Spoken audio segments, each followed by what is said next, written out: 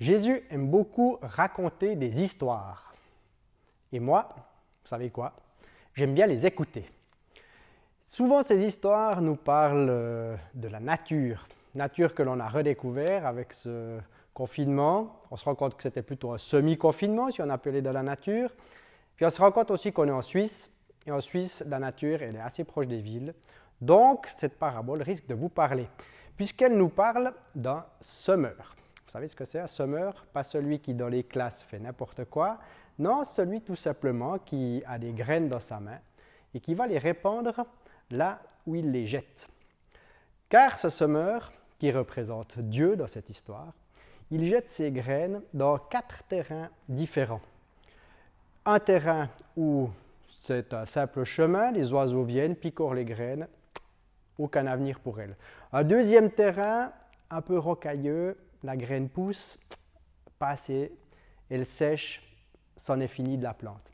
Un troisième terrain, prometteur.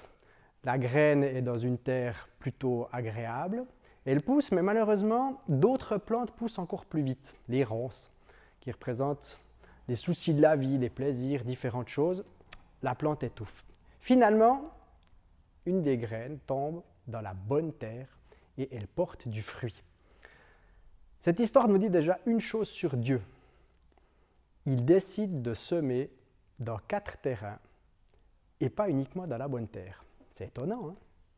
Il décide de lui-même de donner une chance finalement à chacun des terrains. Et là, on se rend compte du potentiel de ce qu'on appelle la grâce, ce bien grand mot, qui nous dit peut-être que dans chaque situation, il peut y avoir un espoir. En tout cas, c'est ce que Dieu a l'air de penser. Dans chaque terrain, il y a un espoir de croissance qui pourrait changer la face de notre vie. On est un peu à la fin de ce confinement d'une certaine façon. On est dans ce qu'on appelle ce nouveau mot, parce que dans mon logiciel Word, il est souligné chaque fois en rouge, de déconfinement.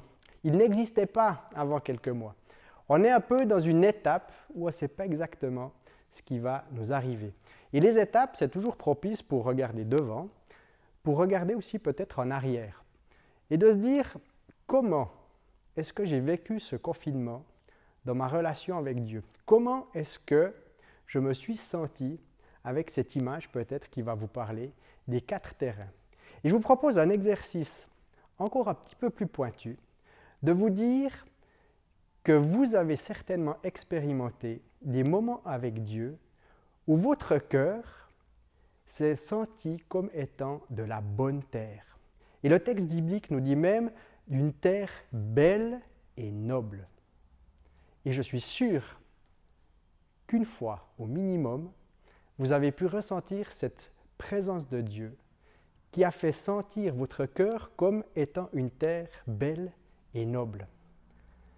Et je nous invite, parce qu'on était quand même dans un temps particulier où les parasites, le soleil trop puissant, peut-être même les oiseaux avaient quelque peu disparu de notre horizon. Et je nous invite à nous remémorer ces terrains, ce terrain de la bonne terre, belle et noble, et de nous dire comment est-ce que je peux continuer, malgré le retour des oiseaux, malgré le retour peut-être des ronces, malgré le retour du soleil, je peux continuer de faire fructifier ce que Dieu a planté dans mon cœur, qui est beau et qui est noble.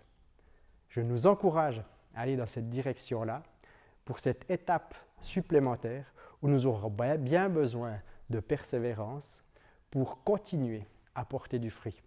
Alors on y va, tous ensemble, que vous soyez loin à la ronde ou ici à Nyon, pour que notre cœur soit beau et noble comme Dieu l'a voulu pour nous.